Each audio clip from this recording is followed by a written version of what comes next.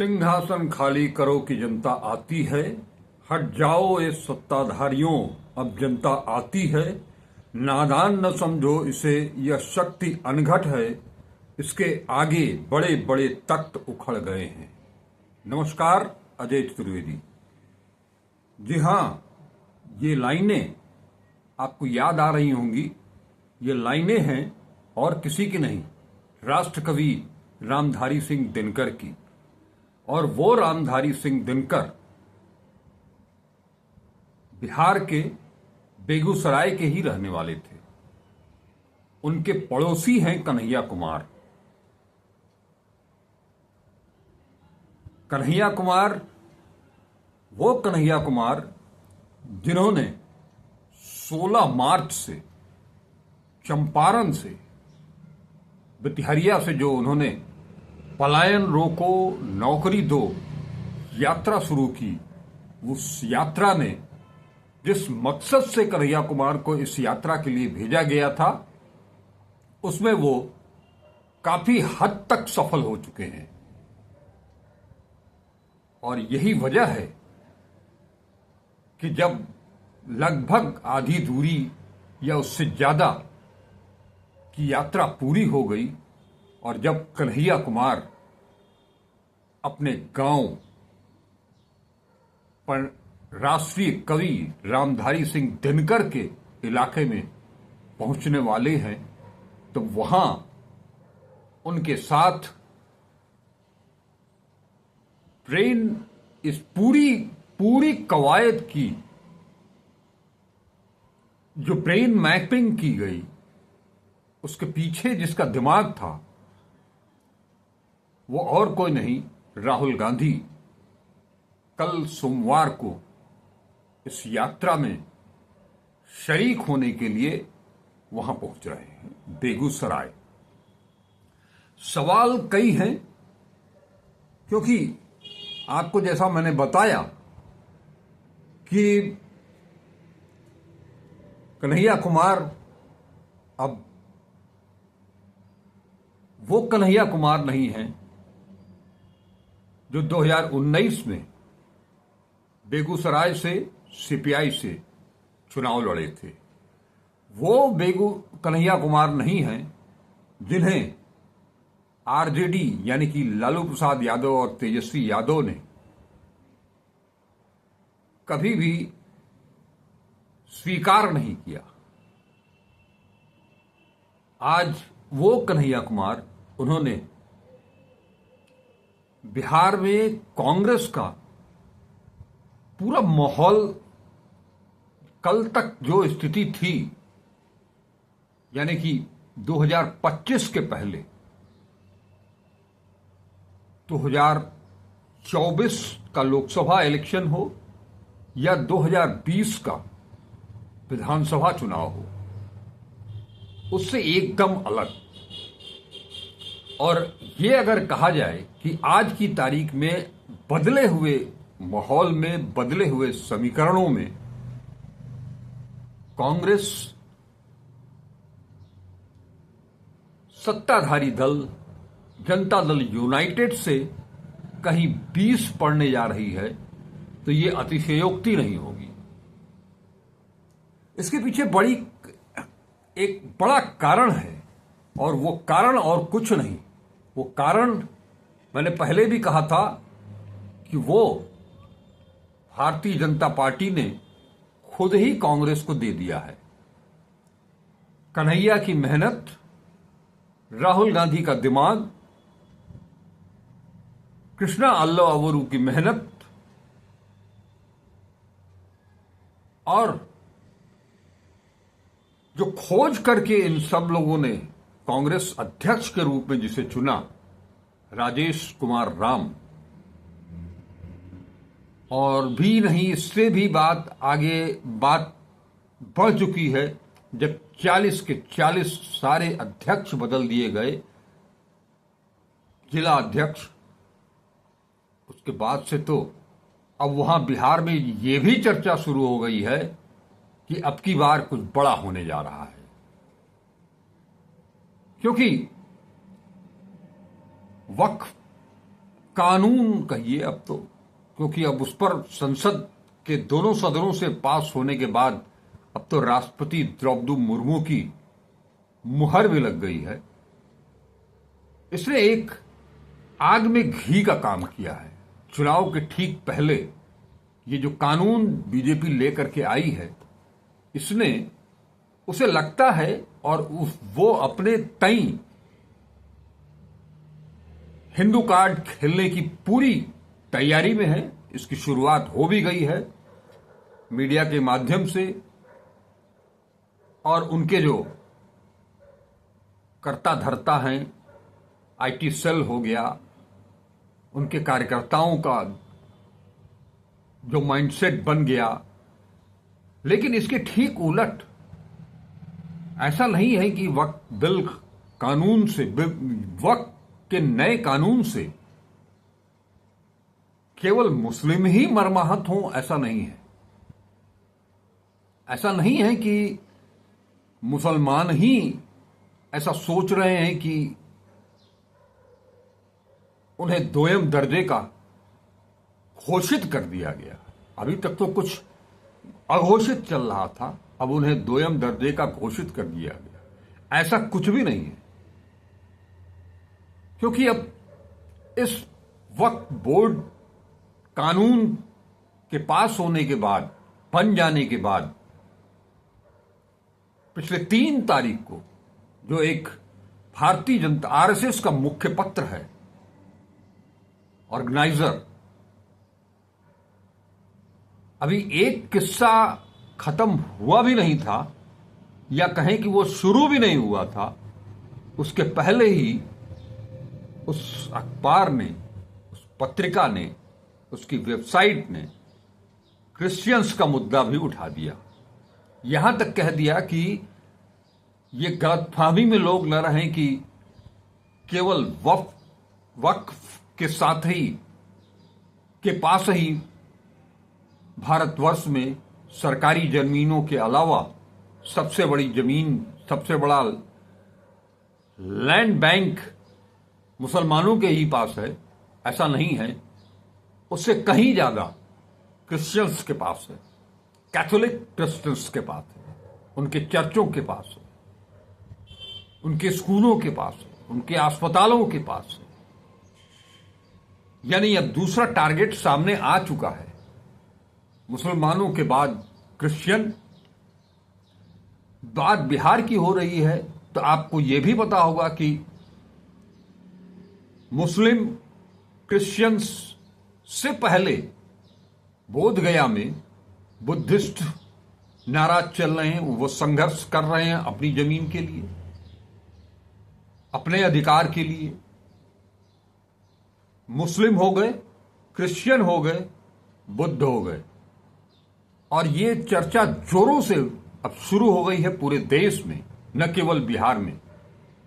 मुसलमान की जमीन कब्जाने का मामला बन गया, बुद्धिस्ट अलग लड़ाई लड़ ही रहे हैं, क्रिश्चियंस का मामला उठ चुका। अब बचते क्या हैं? जैन, सिख।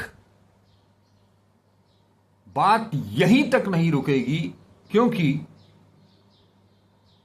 मुद्दा तो हिंदुओं के मंदिरों के ट्रस्ट का भी उठने लगा है।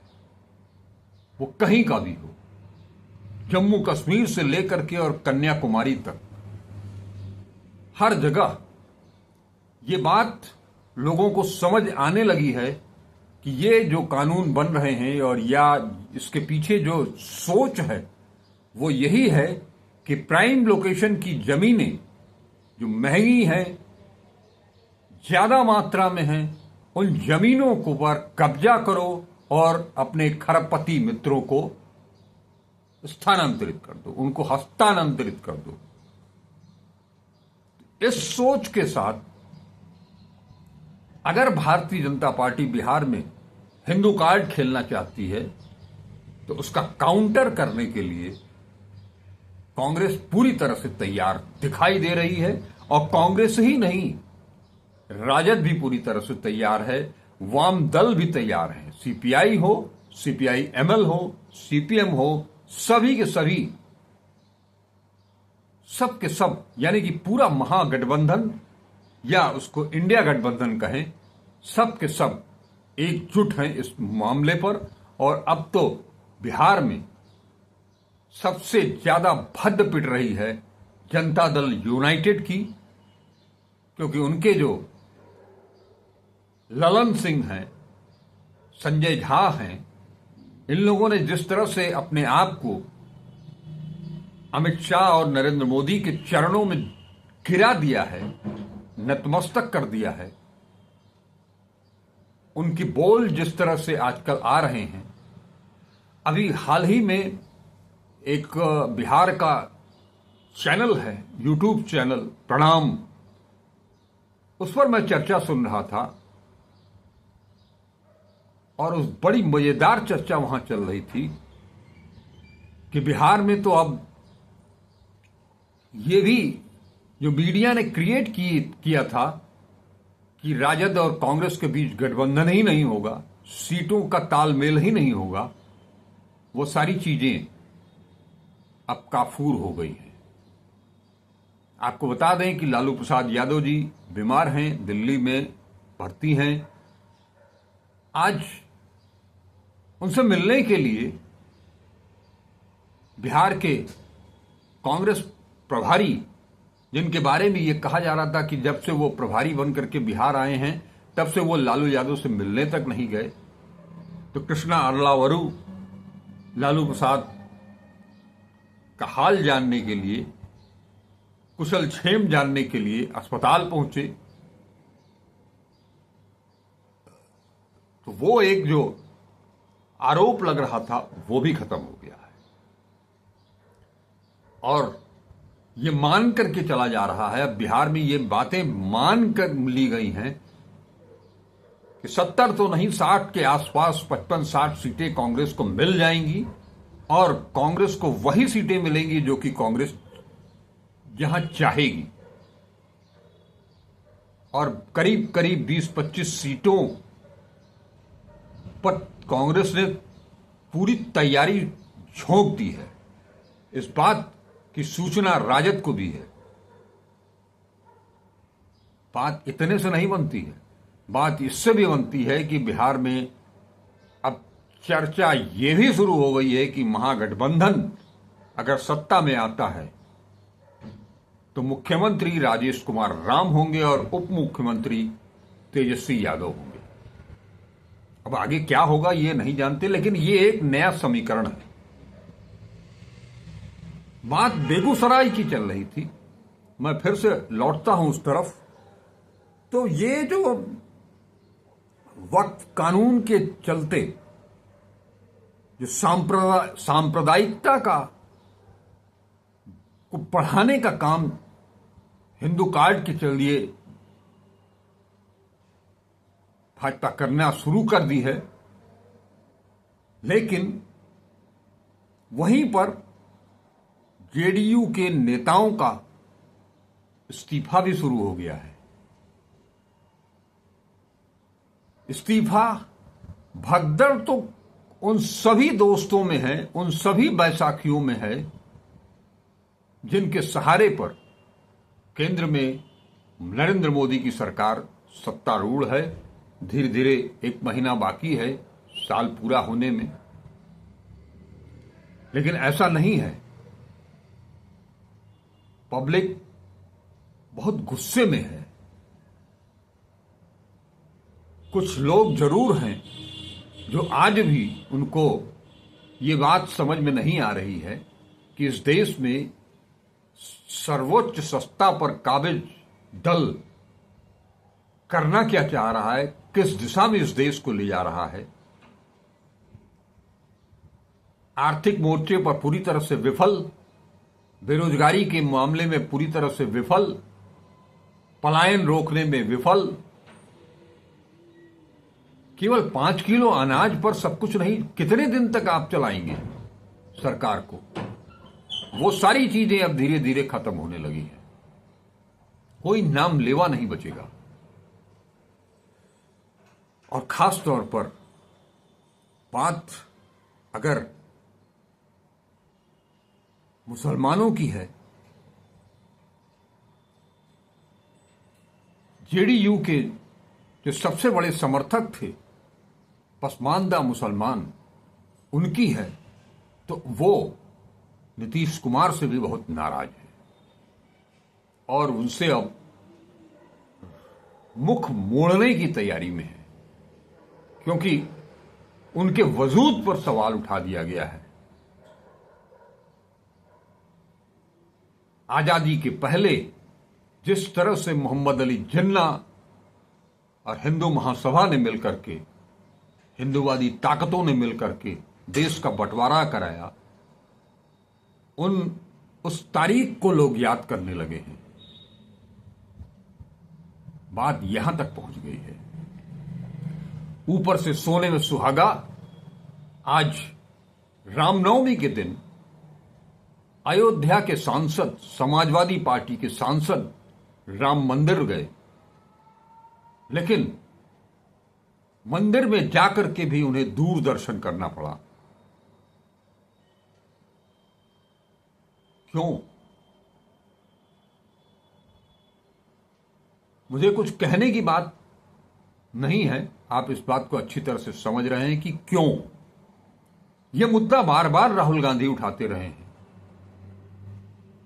कि जब प्राण प्रतिष्ठा का समारोह, इवेंट जब ऑर्गेनाइज किया बीजेपी ने, आरएसएस ने, तो उस मंदिर में बड़े बड़े सितारे दिखे, फिल्मी हस्तियां दिखी, खिलाड़ी दिखे, व्यापारी दिखे, उद्योगपति दिखे, अरबपति खरबपति दिखे, लेकिन कोई दलित नहीं दिखा, कोई मजदूर नहीं दिखा, कोई किसान नहीं दिखा, कोई बेरोजगार नहीं दिखा। और आज सोच सकते हैं कि वहां का सांसद भी भगवान प्रभु राम, मर्यादा पुरुषोत्तम राम के दर्शन नहीं, दूरदर्शन कर रहे हैं। ये मुद्दा निश्चित तौर पर उत्तर प्रदेश में भी गरमाएगा। अखिलेश यादव इसको छोड़ने वाले नहीं है और ये मुद्दा पूरे देश में गूंजेगा। इतना आसान नहीं है। खैर, बात बेगूसराय की। बेगूसराय जहां के सांसद गिरिराज सिंह हैं, भारतीय जनता पार्टी के 2 बार से वो सांसद बन रहे हैं। कन्हैया कुमार को भी उन्होंने ही हराया था। बावजूद इसके वो पूरी तरह से, बेगूसराय की ही बात करें तो वो भूमिहार वर्चस्व वाला इलाका है। गिरिराज सिंह भी वही हैं, कन्हैया कुमार भी वही हैं, लेकिन उस बेगूसराय में दलित, अति दलित, पिछड़े और मुसलमान भी 2-2.5 लाख हैं और वो उसमें भी ज्यादातर पासमानदा हैं। तो इस बार अगर कन्हैया कुमार वहां से विधायक बनने की कोशिश करते हैं, विधानसभा का चुनाव भी लड़ते हैं, तो ये मुकाबला रोचक हो सकता है। आपको बता दें कि उस इलाके में राकेश सिन्हा भी हैं, जो कि राज्यसभा सांसद हैं। ये भी भूमिहार हैं। इन सभी लोगों ने युवाओं को हिंदू कार्ड के मार्फत अपनी ओर खींचने का भरसक प्रयास शुरू कर दिया है। लेकिन कल जब राहुल गांधी कन्हैया कुमार की बिछाई हुई जमीन पर, उस कारपेट पर जब वो पहुंचेंगे, तो उनके लिए सबसे बड़ा काम युवाओं को मुद्दे से जोड़ना होगा। सवर्ण हिंदू काउंटर, हिंदू कार्ड का काउंटर करना पड़ेगा। इतना ही नहीं, दलित, अति दलितों को संविधान के जरिए, आरक्षण के जरिए, जाति जनगणना के जरिए वो क्या कुछ दे पाएंगे। अब तक 16 मार्च से लेकर के और आज की तारीख तक, यानी कि 7, जब राहुल गांधी वहां पहुंचेंगे कल सोमवार को 7 अप्रैल को, तब तक कन्हैया कुमार ने जो जमीन भी बनाई है, जो माहौल खड़ा किया है, जो टेम्पो बनाया है, उस टेम्पो को बेगूसराय से पटना तक की यात्रा में और ज्यादा आक्रामक बनाने के लिए, युवाओं को में और जोश भरने के लिए, मतदाताओं को झकझोरने के लिए, ये बहुत बड़ी चुनौती राहुल गांधी के पास भी है। कल वो यात्रा में शरीक होंगे। यात्रा में जो लोग भी चल रहे हैं उनका मनोबल तो बढ़ेगा, कन्हैया कुमार का मनोबल 7वें आसमान पर होगा। लेकिन वो जो मूल चीज है, वहां की जनता, वहां के मतदाता, वहां का युवा, वहां का किसान, वहां का मजदूर, वहां की महिलाएं, वहां के दलित, पिछड़े, अति पिछड़े, मुस्लिम, इन सब का और सवर्ण, उन्हें यह समझाने की कोशिश होगी कि मुद्दा हमारे पास है, समस्या उनके पास है और उस समस्या का हल हमारे पास है।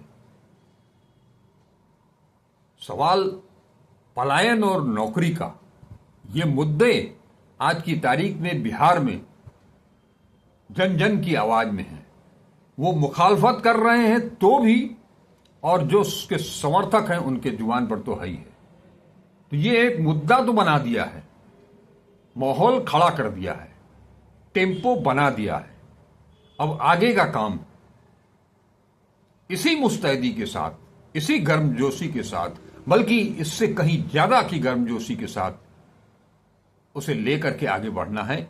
और ये काम राहुल गांधी वहां करने आ रहे हैं, लोगों को जागरूक करने के लिए, उन्हें अपने साथ जोड़ने के लिए। एक ये जो कल की मीटिंग होगी राहुल गांधी की, चाहे वो बेगूसराय में नुक्कड़ सभा हो, आम सभा हो, आईआईटी में उसकी पूरी तैयारी है, वहीं से उनको चलना है,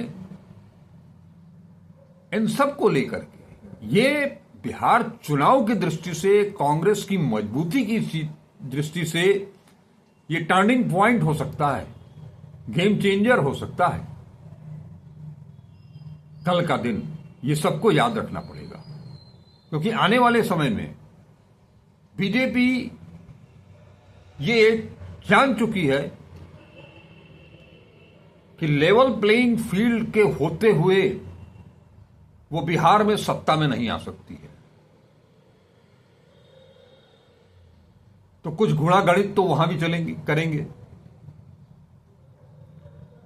इसीलिए राहुल गांधी अब बार बार जोर दे रहे हैं बूथ मैनेजमेंट और वोटर लिस्ट।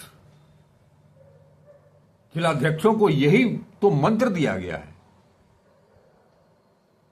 जिलाध्यक्षों की बैठक का शेड्यूल पूरा हो चुका है, सबको गुरु मंत्र दिया जा चुका है। तो ऐसे में फिर मैं कह रहा हूं कि ये 7 अप्रैल टर्निंग पॉइंट होगा इस मैच गेम का, और राहुल गांधी गेम चेंजर होंगे। अब आप सोच सकते हैं कि बेरोजगारी क्यों है।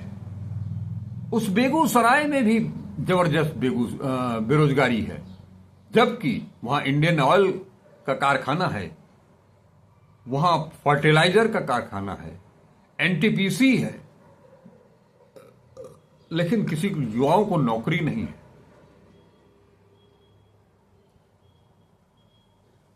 आपको मैंने बताया कि गिरिराज सिंह यहां से 2 बार के सांसद हैं। मंत्री भी हैं, कई यात्राएं निकाल चुके, वो फायर ब्रांड नेता भी हैं। लेकिन क्या आपको 2009 याद है, जब मुनाजिर हसन सांसद चुने गए थे और जब वो जीत करके आ रहे थे तो उनके खैर मकदम के लिए 12 से 14 किलोमीटर तक लोग सड़कों पर दोनों तरफ उनका स्वागत करने के लिए कतारबद्ध थे। उस तरह का खैर मकदम, उस तरह का स्वागत, अभिनंदन मंत्री गिरिराज के लिए कभी नहीं हुआ।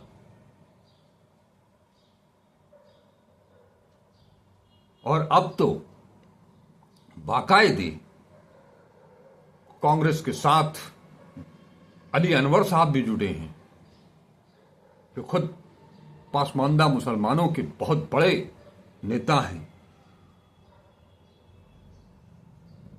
इन चीजों को लेकर के इन चीजों को देखते हुए, क्योंकि कल 2 कार्यक्रम है राहुल गांधी का, बेगूसराय में वो इस पलायन रोको नौकरी दो के मुद्दे को आगे बढ़ाएंगे। उस यात्रा के में शामिल युवाओं का, महिलाओं का, एनएसयूआई के स्वयंसेवकों का, यूथ कांग्रेस कार्यकर्ताओं का मनोबल तो बढ़ेगा ही। और उसके बाद वो वहां से जब पटना जाएंगे और संविधान सुरक्षा सम्मेलन को संबोधित करेंगे, क्योंकि यहां एक चीज और भी है। अभी पिछले दिनों आपको बताया था मैंने कि अमित शाह जब वहां गए थे, गोपालगंज में उनकी सभा इतनी फीकी थी कि पूछिए मत। तो लोग बिहार के अब उस बात को भी समझने लगे हैं कि ये हमारे भले के लिए नहीं है। और वहां एक और राजनीति शुरू हो गई है, जैसा मुझे सुनने को मिला, जो फीडबैक हमको मिला है। जो 2 जेडीयू के नेताओं का नाम मैंने लिया, संजय झा हो या ललन सिंह हो, ये जो गठबंधन आगे चुनाव लड़ने वाला है, उसमें यह भी हो सकता है कि पार्टी टूट जाए, जेडीयू 2 फांक हो जाए, जैसे महाराष्ट्र में शिवसेना हुई, एनसीपी हुई। इसके लिए बिसात बिछानी शुरू हो गई है। यह भी तैयारी चल रही है कि जेडीयू के सिंबल पर भाजपा के नेताओं को चुनाव लड़ा दिया जाए, ताकि बाद में ऑपरेशन लोटस करने की कोई जरूरत भी ना पड़े। वो अपने आप छोटी सी गतिविधि के बाद मामला पलट जाएगा। और जहां तक चिराग पासवान का सवाल है, तो आप सबको याद होगा, हालांकि वो मैं कहना नहीं चाह रहा था, लेकिन चिराग पासवान, उनके पिता बहुत बड़े मौसम विज्ञानी भी माने जाते थे। वो बहुत बड़े नेता थे। लेकिन इसी बिहार में बाबू जगजीवन राम भी हैं। वो बाबू जगजीवन राम जिन्होंने अपनी पूरे राजनीतिक कैरियर में जितने भी चुनाव लड़े, ब्राह्मणों के वोट पर वो जीतते रहे।